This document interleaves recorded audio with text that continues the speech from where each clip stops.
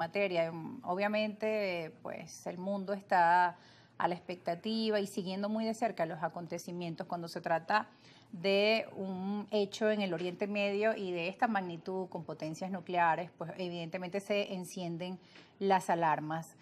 Vamos a presentarles, en primer lugar, un poco los argumentos de diferentes visiones o las propuestas que cada quien ha tenido sobre este asunto, la visión. Vamos a empezar con la directora de inteligencia de Estados Unidos. Vamos a poner una de las cifras que ella había dicho en el pasado, donde decía que Irán no estaba desarrollando un arma nuclear, que los informes de inteligencia, ella es la directora de Inteligencia Nacional de Estados Unidos, ahí está Tulsi Gabbard, decía que Irán no está construyendo un arma nuclear.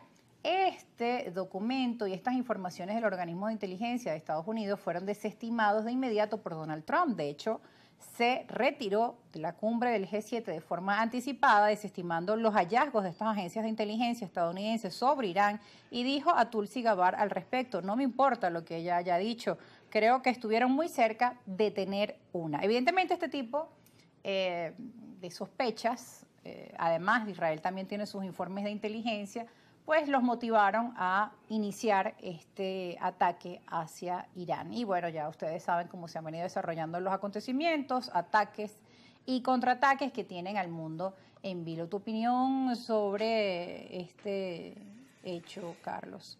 Bueno, primero que esta guerra comenzó el 7 de octubre del año 2023. Eso comenzó con el famoso incidente de Hamas que penetró, rompió las fronteras de Israel y produjo aquella matanza de civiles, 1.500 civiles y 200 secuestrados.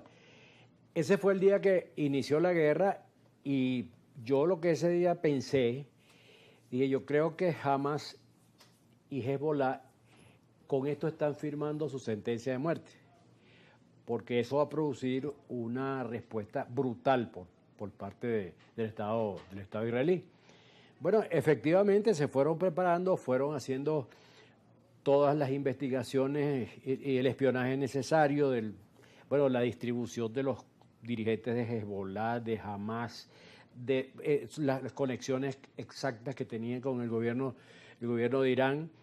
Bueno, y eso terminó en el fin tanto de Hezbollah como de Hamas. Los dos grupos terroristas se terminaron.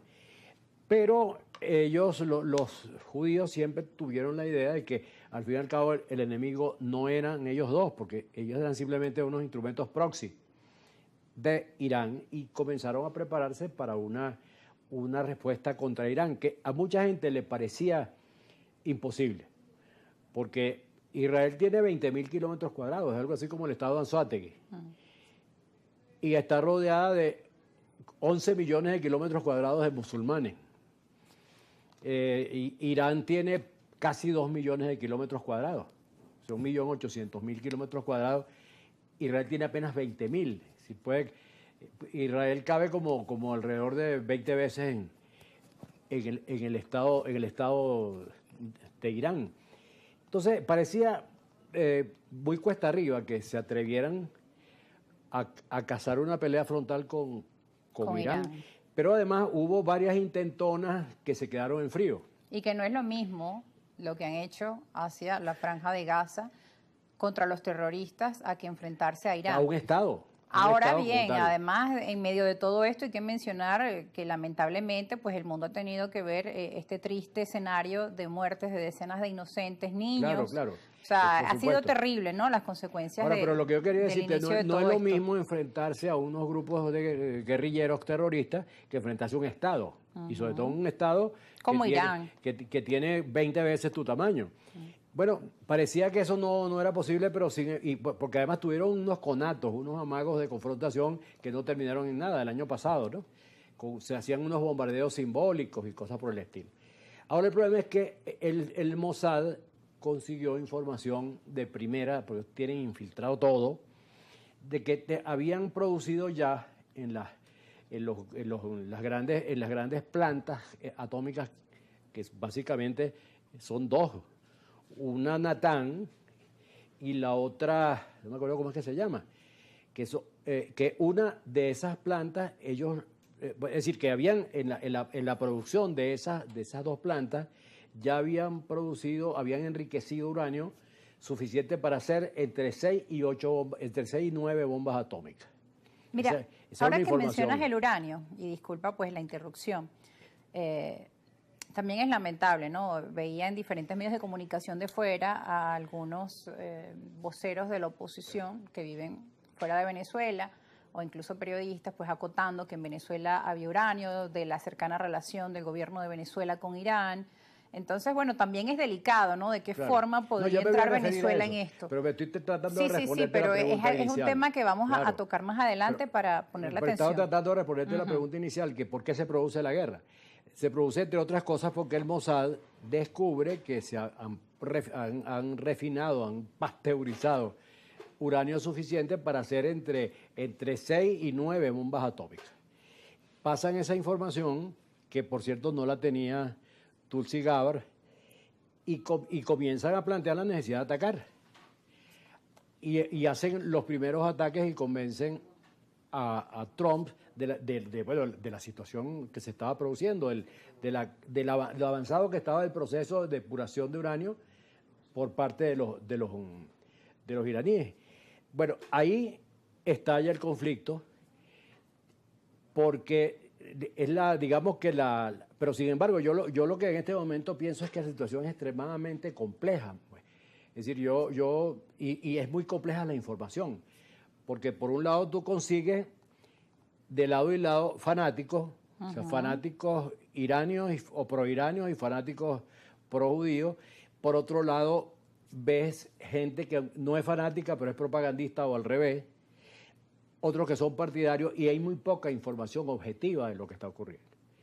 Ahora, lo que está ocurriendo es una complejidad máxima, porque la verdadera fuente del uranio que tienen los iranios está debajo de una montaña a 100 metros de profundidad. Esa es la principal de las plantas de depuración de uranio, ¿no? A 100 metros de profundidad. Y eso es invulnerable desde el punto de vista de los bombardeos. Tendría que ser las opciones que son, por eso es que te digo que la situación es muy compleja. Tendría que ser una bomba que llaman, ¿cómo es que es el nombre que le dan? Bueno, es una superbomba perforadora que es capaz de penetrar hasta 80 metros, pero es una bomba que pesa 14 toneladas y solo el único avión que es capaz de trasladarla es lo que llaman el B-2, y el único que las tiene son los Estados Unidos y seguramente Rusia. Bueno, y si no es esa, es la única bomba que puede llegar a ese laboratorio. Y la otra es una bomba atómica. Entonces, creo que la música nos está indicando que hay que seguir. Sí, bomba atómica no es poca cosa, pero ¿no? son las que cosas tenemos que hablar al regreso de la pausa, claro. Por eso la mayor tensión, porque sabemos las consecuencias de una se están barajando. Esas son las opciones que están barajando. Que están sobre la mesa, lamentablemente, ¿no? Y además en medio de, como tú mencionas, en medio de una campaña de guerra, cada medio de comunicación pro-iraní, pro-israelíes, o en medio de todo esto, pues los actores políticos y los países también aliados objetivo. o no aliados. Hay que hacer un gran esfuerzo. Así es, tenemos que ir a una pausa y escuchar también ambas partes, porque también Irán dice, nosotros somos firmantes del Tratado de Acuerdo Nuclear, pero Israel no, o no hay información de verdad del trabajo que está haciendo Israel. Entonces, claro, todo esto lo que también genera es más preocupación. Nosotros nos vamos a la pausa, pero ya volvemos con más argumentos. Seguimos con el doctor en Ciencias Políticas, Carlos Raúl Hernández.